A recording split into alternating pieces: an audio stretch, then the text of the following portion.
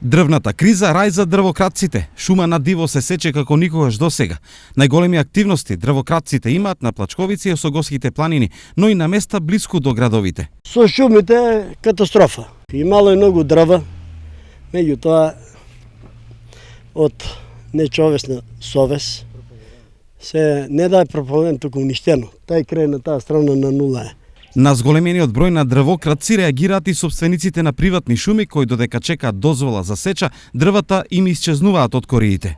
Ние имаме многу проблем со кражбата таму, нашиот крај тај, оти диво е селото, али е малце потека зафрлено, запустено. Ние се организираме и сами одеме дека многу пати, оти нели кратците, они инокеска работат и они се вооружени.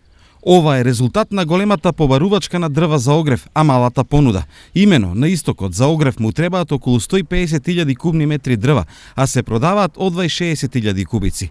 Ова беше причина за драстичен раст на цената за метар кубен даб, кој сега се продава за цена од 3.700 денари, наместо досегашните 2.500. Диви продавачи на дрва веќе се забележуваат по населбите, што секако значи и аларм за интервенција на полицијата. Нема да запреме со контролите, туку напротив, истите ќе бидат зајакнати, односно се со цел спречување на нелегалната сеча на дрва, како и на транспортот на истите. Воедно апелираме до граѓаните да не купуваат дрва без соодветна документација, бидејќи истото е казниво со закон.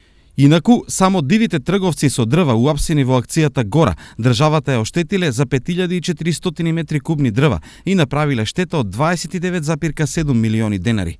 Уште колку гори се кријат во шумите на истокот е прашање, но од ден на ден има се помалку шума за криење.